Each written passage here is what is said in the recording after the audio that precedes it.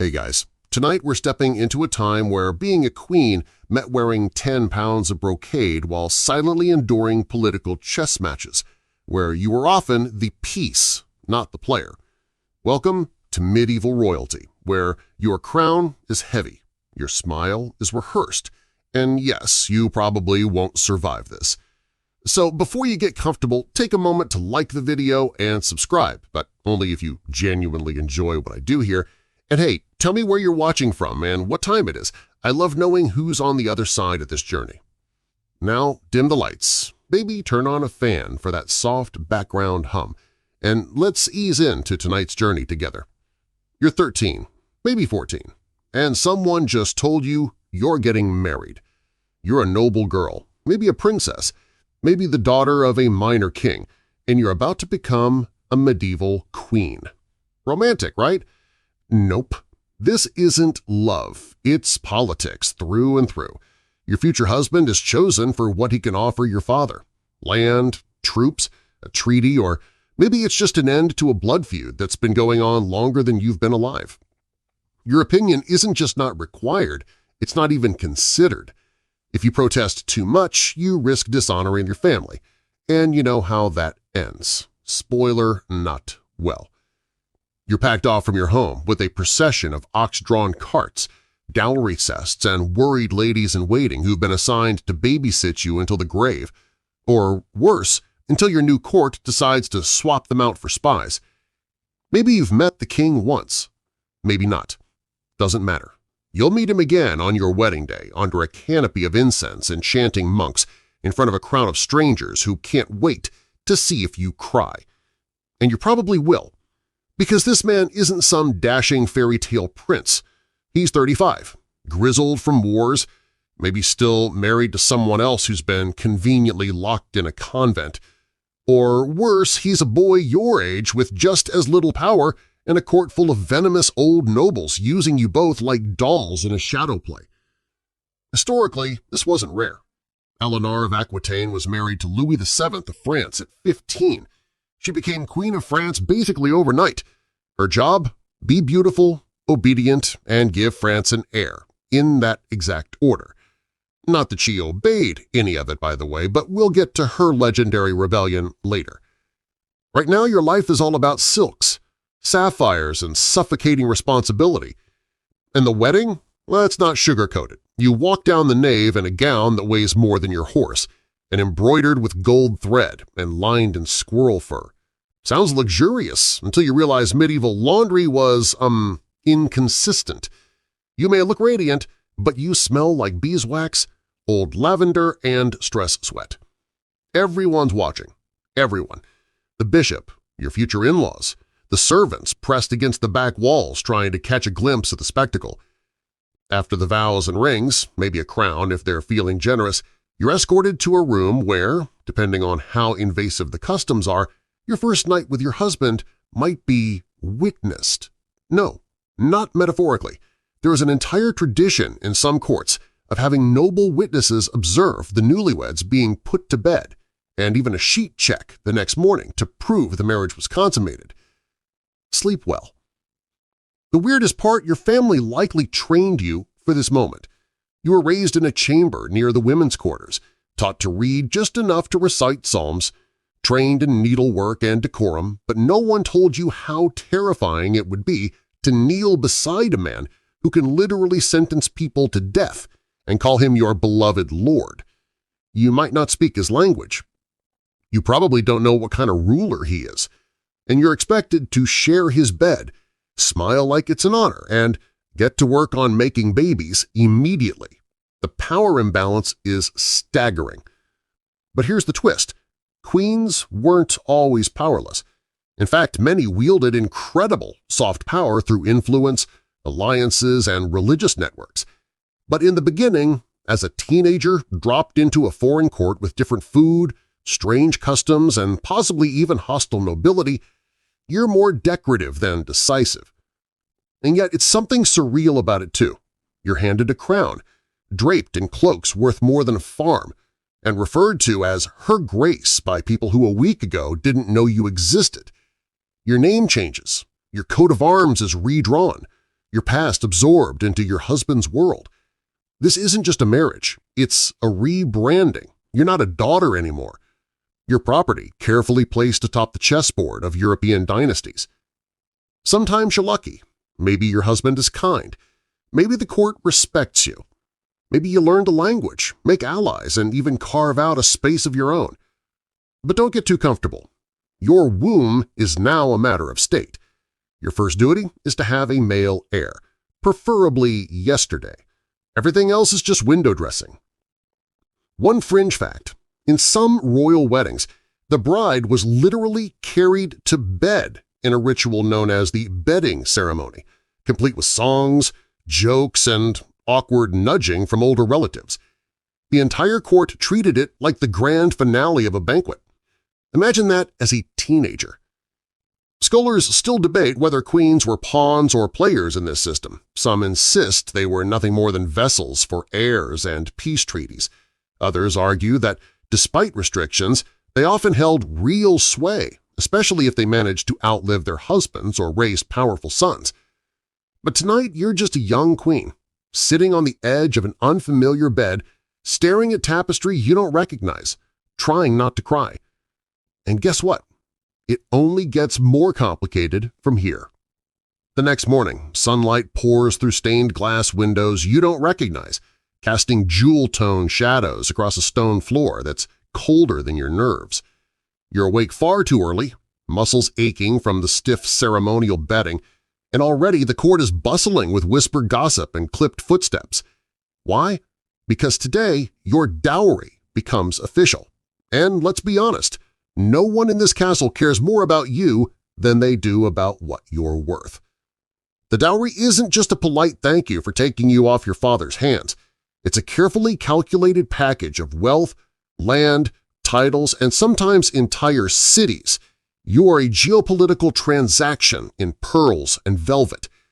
It's possible your dowry was discussed for years before you even hit puberty. And now, with the marriage complete in the most awkward sense, the accounts are due.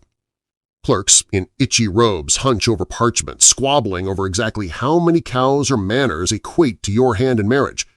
Some royal dowries were absolutely bonkers. Margaret of Denmark, for instance, brought the entire Orkney and Shetland Islands as part of hers. Imagine being so valuable that whole chunks of the North Sea came with your wedding vows. Meanwhile, in France or England, the dowry could include jewelry, spices, bolts of cloth, and thousands of gold coins. An actual line item might be 12 gowns embroidered with peacock feathers. And this stuff wasn't symbolic, it mattered.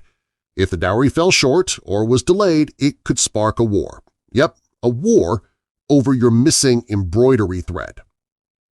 And here's the uncomfortable truth. If your dowry was large and paid on time, congratulations, you're a prized political asset. If your father shortchanged your husband or reneged on promises, you're officially the most expensive disappointment in court. No pressure, but it gets trickier. The dowry isn't just a one-way street. There's also something called a dower, which is what your husband promises you in return. Sort of a just-in-case-he-dies horribly in battle fund. It usually includes lands or income-producing properties that you'll inherit if you outlive him. Of course, whether you'll actually get those lands, well, that depends on your husband's mood, your popularity, and how many scheming in-laws want those assets for themselves. There's a fringe historical tidbit here that's kind of hilarious in a grim way. Some dowries were detailed down to the number of undergarments included. Like your father might have sent a full accounting of your trousseau, including how many linen shifts you brought and whether they were laced with gold thread. Some of these inventories have survived, and yes, they are weirdly specific. It's like reading a medieval fashion haul on parchment. The moment this transactional dance is complete, you officially belong to your husband's household. Your loyalties shift instantly, whether your heart has or not. And here's where it gets wildly awkward. Sometimes your father and husband hate each other, like deeply. But that doesn't matter anymore. You have to play nice, stay neutral, and, most importantly, produce heirs. That's the only part of the deal that can't be written on parchment. So everyone's watching, waiting to see if you start showing signs of pregnancy fast. Oh, and don't expect privacy. Courtiers love to speculate. There's even a term for the flurry of surveillance queens faced after their weddings: the queen's bloom. Everyone wants to know when you'll bloom into motherhood. If you sneeze at breakfast or skip a wine goblet, whispers swirl like storm clouds. Some queens even faked early pregnancies to buy themselves time. Others miscarried in secret just to avoid court humiliation. You might try to focus on something less overwhelming, like settling into your new chambers, but even that's fraught. Your rooms are richly decorated, yes, gilded wall panels, carved bedposts, rugs imported from Byzantium, but you're not alone in them, ever. Your ladies-in-waiting sleep nearby, servants shuffle in and out without knocking, and everything you say can and will be repeated. Still, you try to take control of what you can. Maybe you ask for your favorite psalter to be placed by your bedside. Maybe you commission a tapestry depicting your family crest to remind everyone, including yourself, where you came from. Little acts of self-assertion can go a long way, but you learn quickly, don't overdo it. Being too proud is risky, especially if you're a foreign queen. People want you to be dignified, not defiant. Here's a scholarly debate that never quite gets settled. Were dowries empowering or dehumanizing? Some historians argue that because the dowry often came with land rights and income, it gave queens leverage within the royal household. Others counter that the whole system reduced women to literal price tags. You might find truth in both views. After all, you've got land and jewels, but also about as much autonomy as a decorative tablecloth. And then, of course, there's the awkward reality that you might be used again. If this marriage fails, say your husband dies suddenly or the alliance falls apart, you can be shipped off and married again, sometimes to someone even older or with fewer teeth. Your dowry might be renegotiated like a used goods exchange. The only thing more unstable than a political marriage is a second political marriage. Yay! But for now, you smile, sit upright at feasts, and pretend the sausages and honeyed almonds make it all feel normal. You clasp your goblet with elegant fingers and laugh politely at jokes you barely understand. Every gesture is watched, every misstep judged, every moment documented, sometimes literally in court records or chronicler scrolls. Because you're no longer a person, you're a symbol, a treaty, a gilded link between two unstable kingdoms. And, as exhausting as all that is, it's just the beginning. The first time you see the castle that's now your home, you expect something majestic. Maybe soaring towers as lush gardens, polished stone glowing in the afternoon light. What you get instead is something out of a chilly dream. Cold walls, gray skies, the air thick with damp moss and suspicion. The castle isn't built for comfort. It's built to withstand sieges. And now you live here. Congratulations! The arrival at court is theater. Make no mistake. The entire court turns out to greet you, though no one smiles too widely. Banners fly, trumpets blare, and children are scrubbed within an inch of their lives just to stand in a muddy courtyard waving sprigs of rosemary. You ride in, stiff in the saddle, posture perfect. Your gown probably weighs 30 pounds, and underneath you're bracing against saddle sores and cold wind that cuts through your silk-lined sleeves like a knife. But you can't flinch. Queens don't flinch. At the castle gates, your husband, or future husband, depending on how drawn out the wedding festivities are, greets you with ceremonial gestures, a kiss on the cheek, a quick touch of the hand. If he's bold, maybe he lifts your veil in front of the crowd. But you're already scanning the faces behind him. That's your real concern. Who's watching you with narrowed eyes? Who's smiling a little too much? Because the moment you cross that threshold, you're not just a guest. You're an intruder in someone else's world. The court is a hive of activity. Men in embroidered tunics bow stiffly, women in heavy wimples exchange glances, and servants skitter behind the scenes like mice. You're introduced with all the usual pomp. Her Royal Grace, Queen of such and such, Lady of this and that.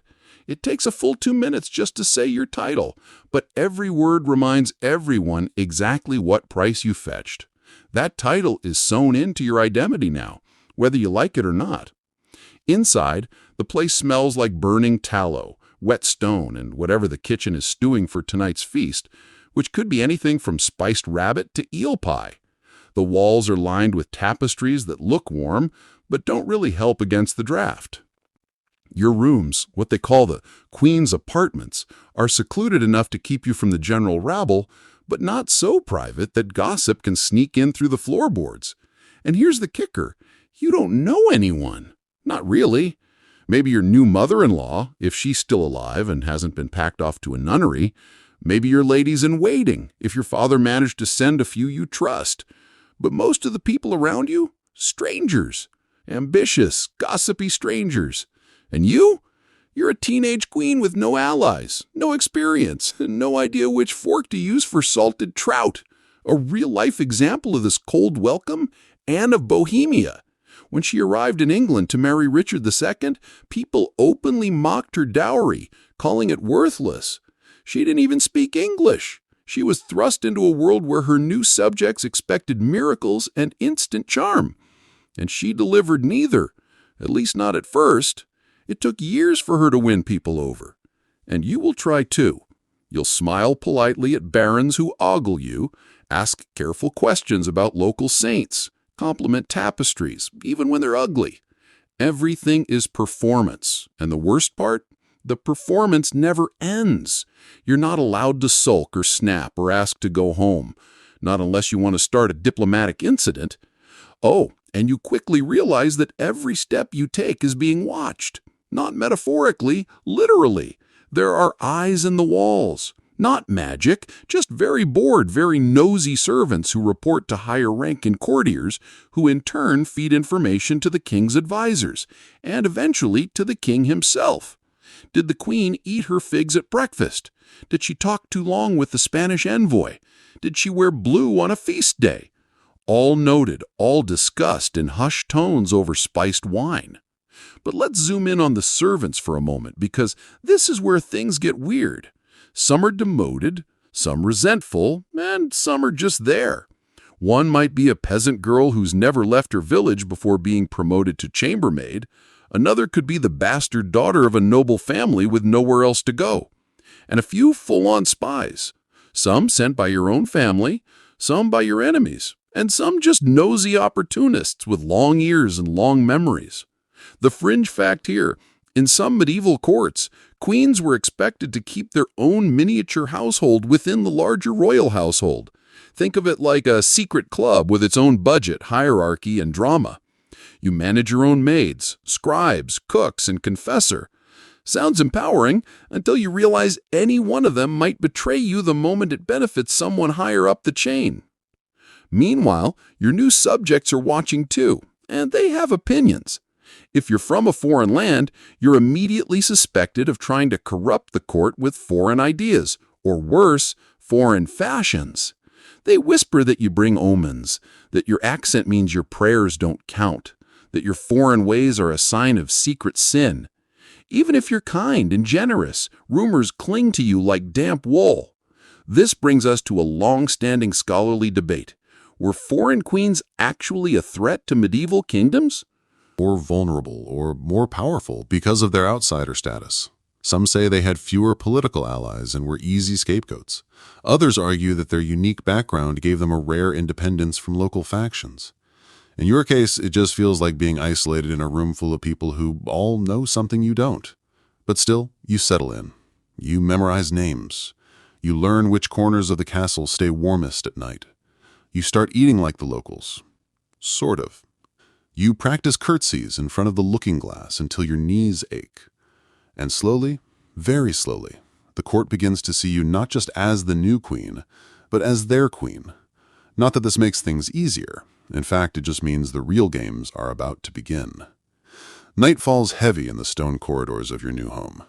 And while the day has been full of handshakes, veiled compliments, and trying not to trip over your own embroidery, tonight is something else entirely.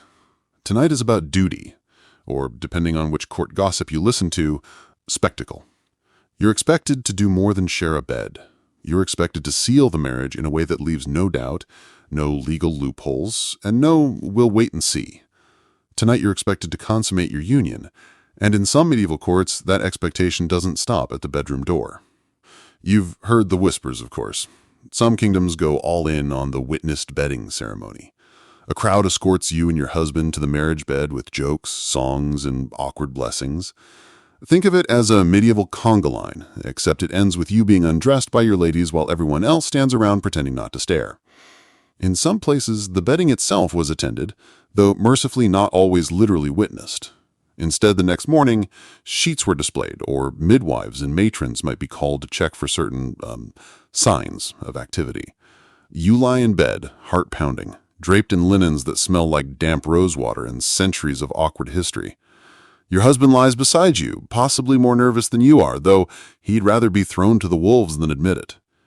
Whether he's gentle or cold or fumbling or practiced, you're still a teenager, and no amount of training or advice can prepare you for the reality of being expected to perform intimacy with someone who was a stranger last week. This is not a honeymoon. It's a civic ritual. And while it's cloaked in lace and candles, it's ultimately about succession and legitimacy, not your feelings. This is what queens were trained for, even if no one said it out loud. You may have spent years learning courtly manners, religious verses, how to direct a household, but all of it leads to this: making sure the marriage is binding and productive. It's a terrifyingly thin line between beloved queen and political failure. You wake up the next morning under that same weight. You're a wife now, a potential mother, a state investment that needs to yield results. And people start watching you differently. The same courtiers who nodded politely yesterday now glance at your stomach when you pass, eyes flicking down as if your womb might announce its intentions by breakfast. Your maids whisper more, the ladies-in-waiting act more possessive, and your husband, well, he's probably off hawking or hunting because the deed is done, and his role, at least for now, is considered fulfilled. You might not even be the only woman in his life. Medieval kings were not known for monogamy. Some had official mistresses, others just a rotating list of favorites, many of whom lived under the same roof. In some courts, the queen was expected to tolerate it. Open jealousy? Not elegant. You're meant to be serene, divine, and above it all, even if your heart's breaking or your blood's boiling. And yet some queens navigated this chaos with surprising agency. Take Isabella of France, for instance. Married to England's Edward II, who famously preferred the company of a certain male favorite, Isabella endured years of being sidelined in Pecmao before eventually leading a rebellion against her husband. Yep, the queen led an actual coup. So while the first night might feel like the beginning of a lifetime of submission, that's not always how the story ends. But in this moment, that feels very far away. The court isn't done with you yet. After the marriage comes the public confirmation of your new role. You might be paraded through the streets in a gilded carriage, petals thrown at your feet, people cheering as if you've already delivered twins and saved the kingdom from plague. It's all part of the illusion. Queens aren't just figureheads. They're symbols of divine blessing. Your beauty, your poise, your fertility, all seen as signs that God favors the realm. No pressure. A fringe fact worth noting: in some traditions, a special cake or spice bread was served the day after the wedding, and everyone would toast to your hypothetical future children. Sometimes there were even fertility symbols baked into the crust. Because what's more charming than cutting into a cake and finding a little golden baby charm staring up at you? But don't be fooled. Under all this pomp lies a harsh truth. If you don't get pregnant quickly, or worse, if you miscarry, your popularity will nosedive. People will blame your body, your foreign blood, your sins, your lack of piety. Never mind that medieval medicine was basically guesswork with leeches. Never mind that men also contribute half of that equation. You are the queen and therefore the breeding machine. The pressure is constant and deafening. There's a long-standing scholarly debate about how much say medieval queens had over their own marital beds. Some argue that queens could negotiate bedroom dynamics, especially if they were politically savvy or came from powerful families. Others believe queens were largely powerless, their consent are non-issue in legal and religious eyes. What we do know is that many queens found clever ways to control what sealed against Pad's spirits. It's hot, crowded, and thick with the smell of burning herbs and fear. You scream. Of course you do. There's no pain relief. Just grip and groan and chant and pray. The women around you, your ladies, the midwives, maybe even a few noblemen, offer comfort, or at least try to. Some hold your hands. One might whisper a prayer in your ear over and over like a lullaby. But you're alone in this, really. Completely, utterly alone in your pain. Hours pass. Maybe days. You lose track. The world becomes a blur of heat and agony and tightening pressure. You scream until your voice breaks. You pass out and come to. You think you hear someone say, "It's crowning," but it could just as easily be the last prayer you'll ever hear. And then, if you're lucky, a cry. A new voice, raw and angry, slicing through the candle smoke.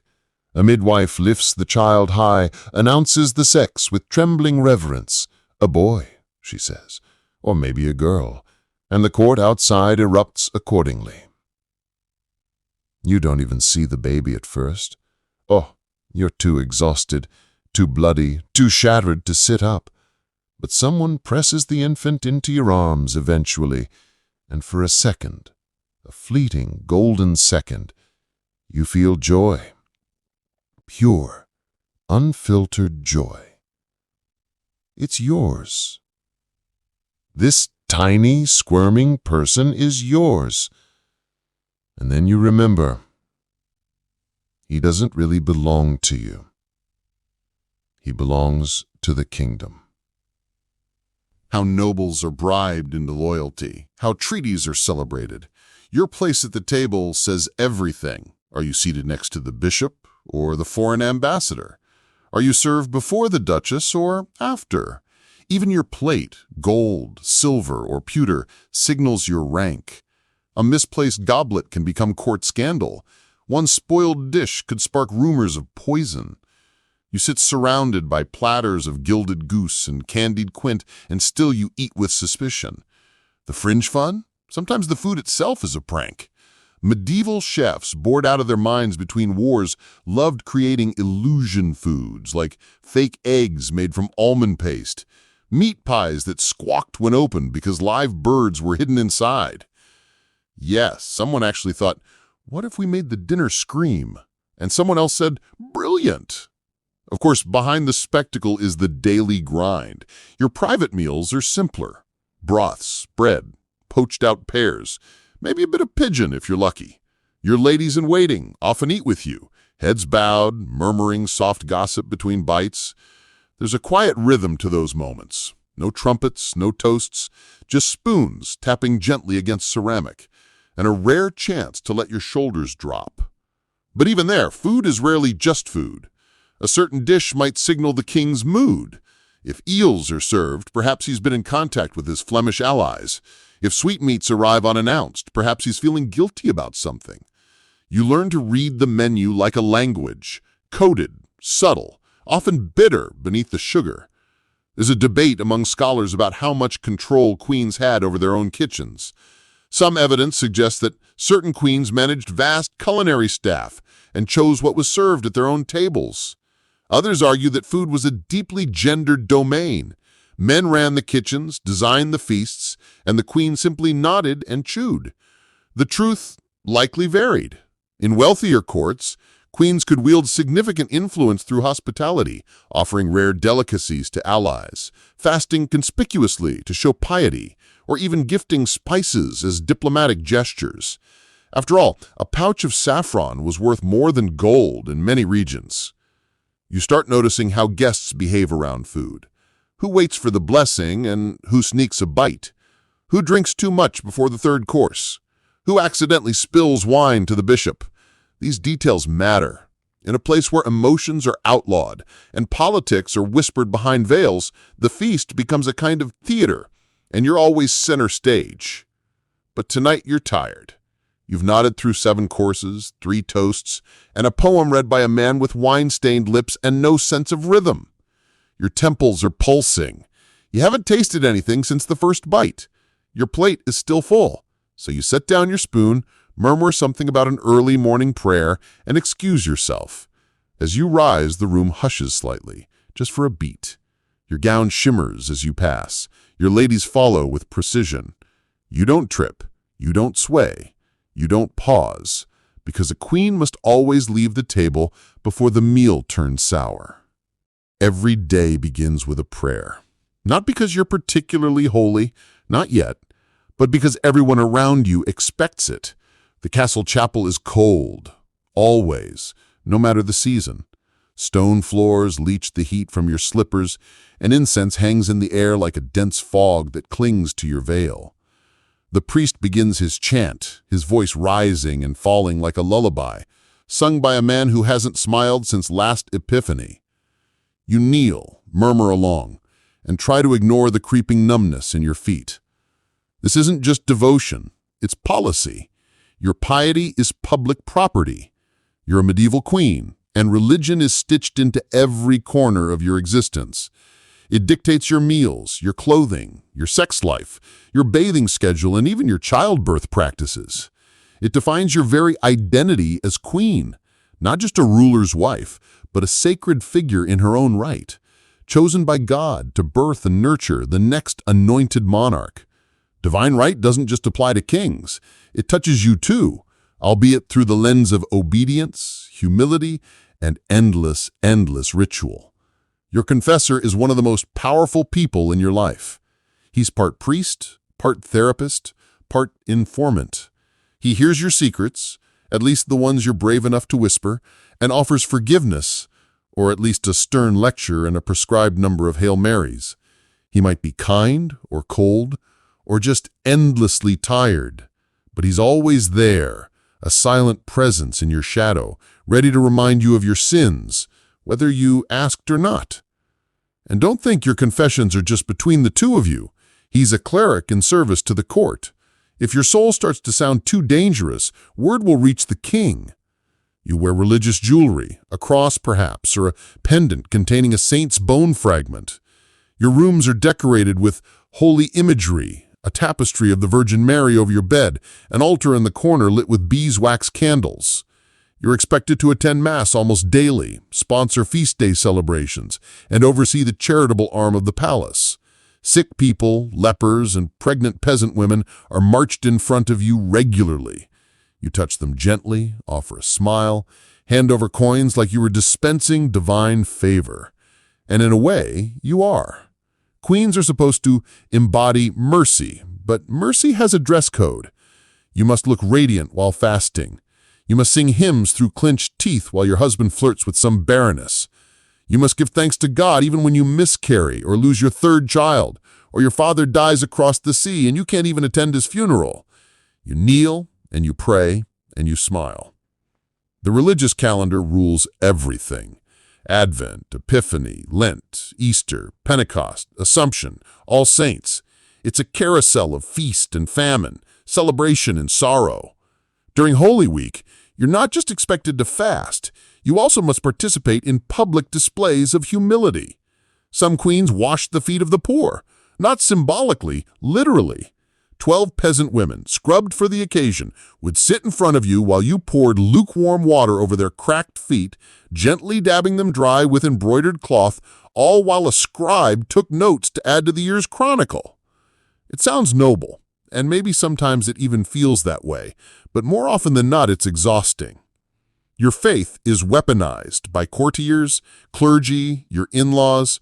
If you speak too boldly, you're prideful. If you're quiet too long, you're either plotting or depressed. If you pray too much, you're pious. If you don't, you're ungodly. The same people who bow at your feet today will mutter about your vanity tomorrow. And so you maintain the perfect balance of holiness, visible, measured, soft around the edges. Historical side note, Queen Marguerite of Navarre wrote spiritual poems in secret, beautiful philosophical musings about faith, doubt, and divine love. But publicly, she still wore the mask of ideal Catholic queen. Many noble women were deeply religious, but they had to pretend their insights came from visions or dreams. A scholarly woman couldn't be trusted. A holy woman, much easier to digest.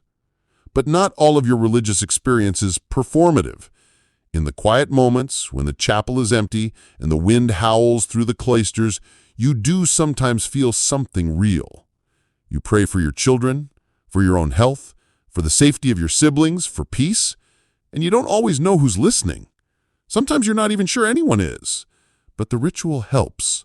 The rhythm, the candles, the Latin phrases you don't entirely understand, it gives shape to your fears.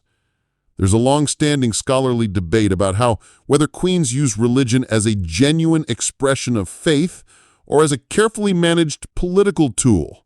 Some historians argue queens leaned into religious life as a form of subtle resistance, building influence through convents, patronage, and spiritual networks. Others claim it was all theater, all controlled by men. But honestly, for you, it's both. Religion is the language of power, but also the only place you're allowed to cry. You begin to build your own circle of religious advisors, not just the court-appointed chaplain, but mystics and abbots, abbesses from nearby convents, wandering friars with strange prophecies. Some bring comfort, others bring discomfort, wrapped in incense and vague warnings. One tells you your dreams are omens. Another says your last miscarriage was God testing your humility. You thank them all. You believe none of them fully. And yet you keep returning to the chapel. You light candles for the child you lost. You sing psalms during storms. You kiss the feet of stone saints and feel nothing. Then one morning you cry during the Agnus Dei and don't know why. Maybe it's real. Maybe it's hormonal. Maybe it's just the only place you're allowed to fall apart. Your confessor writes to Rome about your virtue. He says you are a pious queen, a model for a jewel of the church. He says this with the same pen he uses to report your conversations to the cardinal. But still, you let him write it. You need the protection. And besides, every queen needs a narrative. Yours for now is one of quiet holiness, whether or not it's true. You never really liked chess. Not until now. Not until you realize that at court, the game isn't just entertainment. It's instruction, strategy, a mirrored version of your reality. The king is slow and cautious, moving one square at a time, protected on all sides. The knights prance around at odd angles. The bishops cut sharp diagonals across the board, holy but lethal. But it's the queen who has the real power. Fast, flexible, devastating. She can go any. Gather more pieces. You build your map. Then slowly you speak. Just one suggestion, one observation, something harmless. Shouldn't the grain reserves be checked before winter? They nod. They agree. It's common sense. But it's also yours. Your voice enters the room like a breeze no one noticed until it moved the curtains. You host salons in the evenings. Nothing formal, just chess, poetry, the occasional lute. But the guest list is precise. Every person there is someone you want to hear from, someone you want to distract. You serve rare delicacies from your own treasury, not the king's. You provide warmth, music, and gentle laughter. It feels casual. It's not. You are studying your nobles like a battlefield, watching where they stand, who they flatter, who they ignore. There's a fringe detail from a French court where the queen kept a notebook of courtly debts, not financial, but social. Who owed her favors, who she had rescued from embarrassment, who had borrowed her scribe or her seamstress. She called it her book of obligations, and rumor has it, it was more effective than the kingdom's entire tax ledger. You begin to keep your own version, a mental tally perhaps, or small notes tucked between the pages of a psalter. Quiet leverage, just in case. Of course, there are risks. If you move too boldly, they'll call you meddlesome. If you're too quiet, you'll be forgotten. You have to strike a delicate balance, present but not overpowering, gracious but not passive. And you can't contradict your husband, but you can reframe him. You mention his wisdom, his fairness, his generosity, especially when those qualities aren't in plain view. In doing so, you set expectations. You hold him to a version of himself that's more convenient for your plans. There's an ongoing scholarly debate over how much influence queens actually had. Some argue their power was mostly ceremonial, confined to patronage and household management. Others point to surviving letters, council records, and foreign accounts that show queens acting as political operators, brokers of alliances, even shadow diplomats. The truth likely shifts from queen to queen. But you know one thing for certain: silence is not absence, and influence doesn't always leave fingerprints. You begin writing letters, not just personal ones, but strategic correspondence to abbesses, foreign noblewomen, cousins in distant courts. You don't write openly about politics. That would be improper. You write about children, about feast days, about common friends. And between the lines, in the careful phrasing, you lay out warnings, invitations, quiet shifts in alliance. A word here, a favor there. Ink becomes your sharpest blade. You're no longer playing defense. You're playing chess. Real chess. Not the board kind, but the kind that could win you loyalty, land, safety, maybe even legacy. Because here's what no one tells you when they place the crown on your head. The queen may not rule the kingdom, but she knows exactly how it runs. The crowds are cheering again, which means you're doing your job, or at least looking like you are. You sit tall in the carved, velvet-draped carriage, hands folded perfectly in your lap, your expression soft but aloof, just the right amount of royal detachment. Outside, peasants wave branches and shout blessings, though most are just hoping for a coin toss or a glimpse of your jewels. You smile, never too wide. A queen should always appear gracious, but not giddy. You must look like something, admired, unreachable, not quite real. Public appearances are your regular performance now. Processions, dedications, visits to churches and monasteries, parades during feast days. You're a walking, breathing icon of royal stability. And if you're not present, people notice. If you miss a celebration, they whisper. If you appear late to Mass, they wonder if you're ill, or worse, if you're pregnant again or not pregnant again. Either way, they make it a conversation. You have no real say in where you go. The king's advisors plan your outings. The master of the wardrobe decides what you wear. Priests draft your blessings. Guards map your route down to the pace of your horses. You're essentially a royal puppet with a crown-shaped hood. But the public doesn't see that. They see splendor, glory, grace, power, and most of all, hope. You are the mother of the realm, the moral compass of the court, the shining image of God's order brought to earth. They don't need to know how tired you are. And you are tired. Every outing is hours of work. Posing, walking, listening to long sermons in cold cathedrals, accepting flowers from sticky-handed children whose parents are whispering about taxes and famine. You kneel before altars, accept dedications, break bread with abbots, and say, "May God bless your harvest," while knowing full well the grain stores are 3 days from empty. That the spectacle matters. Medieval monarchies are built on image as much as authority. Your public appearances reassure the people that the kingdom is strong, moral, and under divine favor. The king might be away, hunting or waging a half-hearted war, but you are here, reminding them that someone is watching, someone is praying for them. You're not just ornamental, you're symbolic. And yet, despite all the fanfare, you sign nothing. You enact no laws. You sit beside the throne, but never on it. You have titles, endless flowery titles, but they come with no real power, just the illusion of it, unless the king grants it, unless the council approves, unless you happen to be regent during a war or while your son is still teething. Historical fact: Queen Philippa of Han, wife of Edward III, once rode out in armor to plead with her husband to spare a captured town. She wasn't part of the king's council, she didn't command troops, but her public performance, kneeling before the king in front of the townspeople, moved him to mercy. That's what queens do.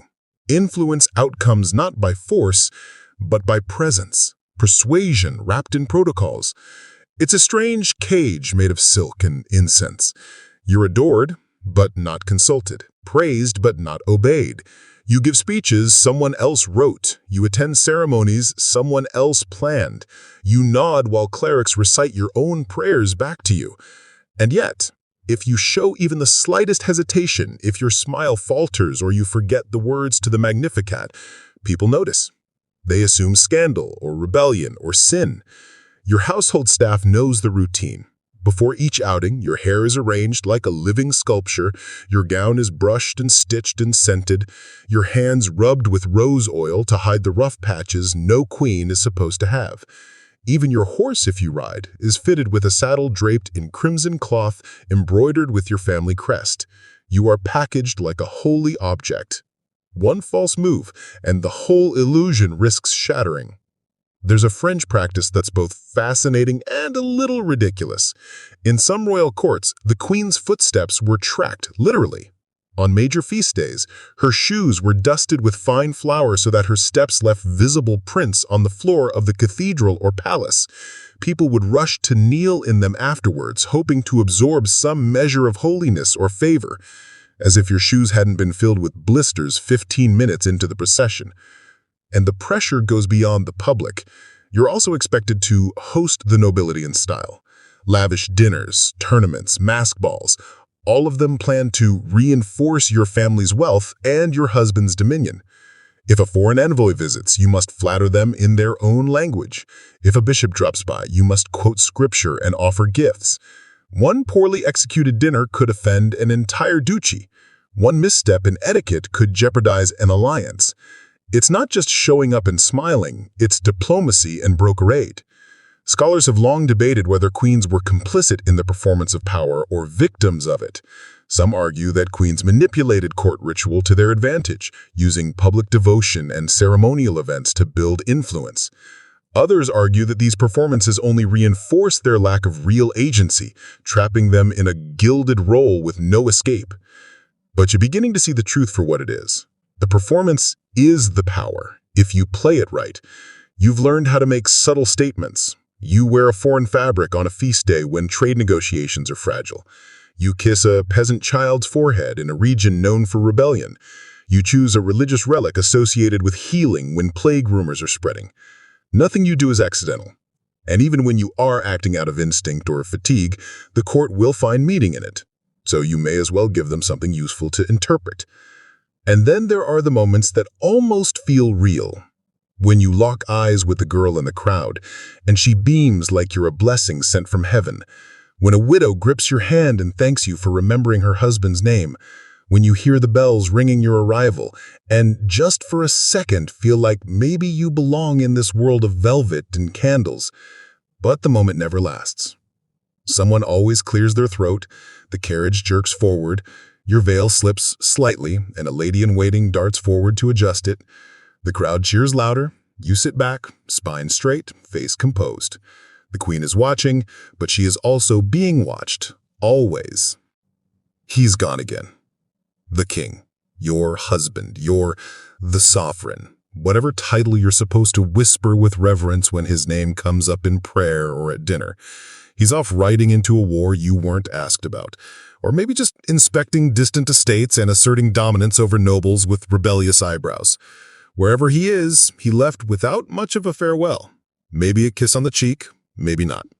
He rode out with his retinue of knights and squires and banners flapping like bird wings, leaving behind a castle echoing with too much silence and a court that suddenly turns its full attention to you.